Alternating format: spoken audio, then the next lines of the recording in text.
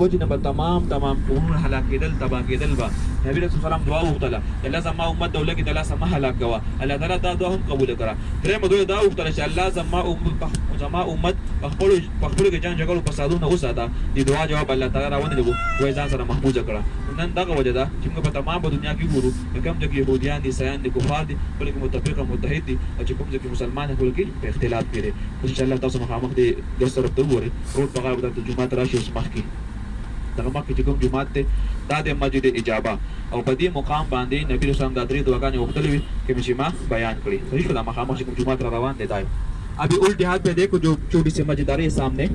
یہ ہے مسجد اجابہ اس مقام پر نبی صلی اللہ علیہ وسلم نے یہ 3 دعائیں مانگی تھی دین پس کوم زموږ را روان زیارت ته وګورئ خدا مسجد اجابه دی صحیح ده دین پس کوم زیارت روان دي دا کې نوم دی جنت البقیع قبرستان دا هغه شان والا قبرستان دی د دې قبرستان په باره کې د نبی علیه الصلاۃ والسلام ارشاد مبارک دی و چې د قیامت په ورځ باندې به الله تعالی د بقیع قبرستان نه اویا زره داسې کسان هم راپاسي چې هغوی به الله تعالی بغیر حساب کتاب په جنت کې داخل کړي د دې قبرستان والو دپاره نبي صلی الله علیه وسلم د مغفرت دعاګانې غوښتلې دي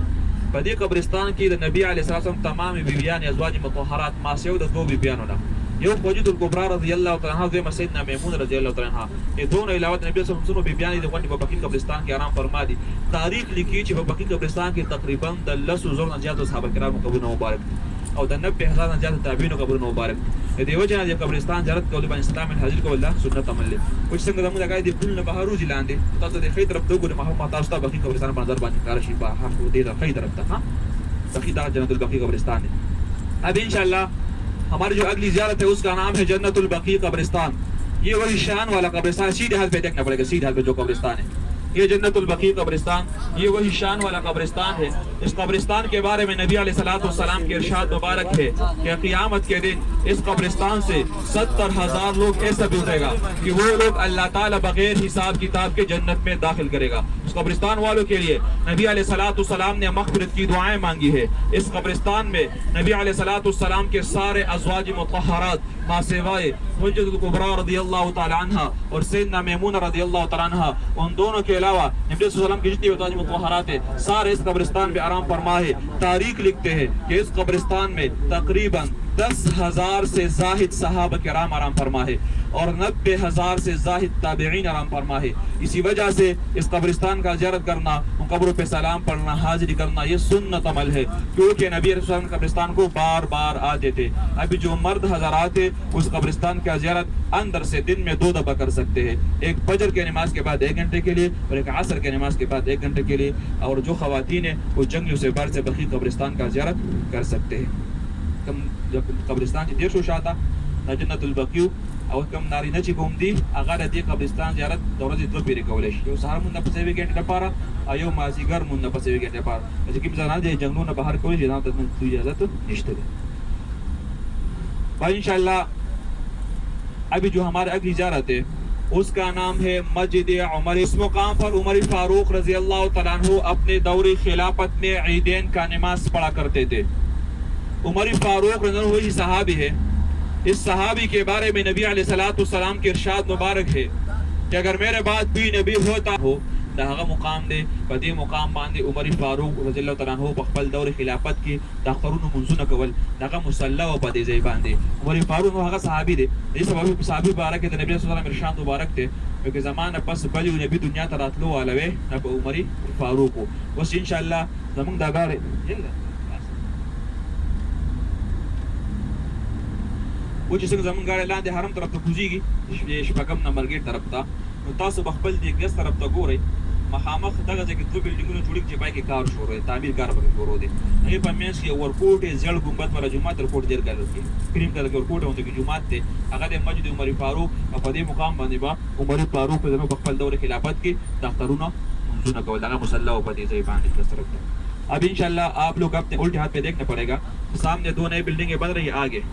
اس کے درمیان ایک گنبد والی مسجد ہے وہ ہے مسجد عمر فاروق اور اس مقام پر عمر فاروق نے اپنے دور خلافت میں عیدین کا نماز پڑھا کرتے تھے اس کا مصلی تھا اس مقام پر اس بڑی بلڈنگ کے بعد سامنے آگے 2 نئی بلڈنگیں بن رہی ہیں آگے دیکھ شام ہے مقاموں پورے 2 بلڈنگوں نے بدی میں اس کی جماعت کا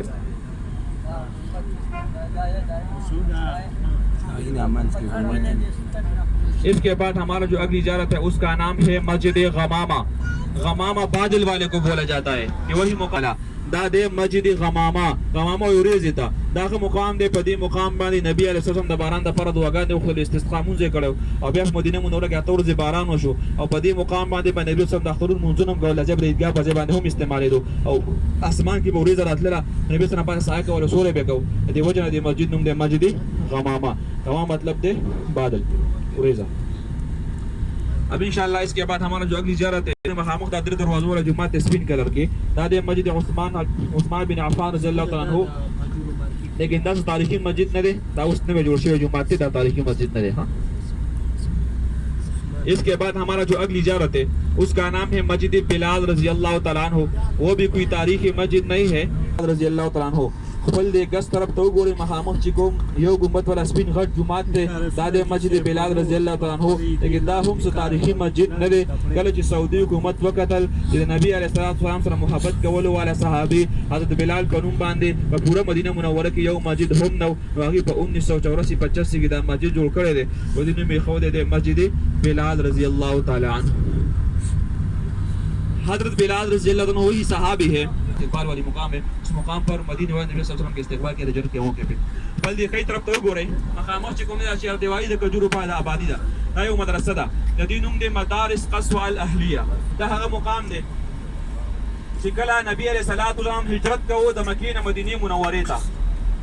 نو په دې مقام باندې مدینه والو د نبی صلی الله علیه وسلم استقبال کړه. هغه څه وړي ماشومان چې نه کوي هغه چې نه کوي تم ول ورو شنو استقبال کړه. هغه استقبال مقام دی. ها مدرسې نوم دی قصوى. دا قصوى د نبی علیه السلام د اوخ نوم او سعودي ځای پیدا کو د مسجد جمعه دا هغه مقام دی. په دې مقام باندې نبی علیه السلام د خپل صحابه کرامو سره د اسلام د ټول نه لومبه جمعه په دې مقام باندې ادا کړو. د جمعې د موږ په دې مقام باندې نازل شوی او قرآن پاک حضرت د دشتمه سپاره کې سورہ جمعه هغه سیاتونه په دې مقام باندې نازل شوی. په دې وجه د مسجد نوم دی مسجد جمعه. صحیح شو.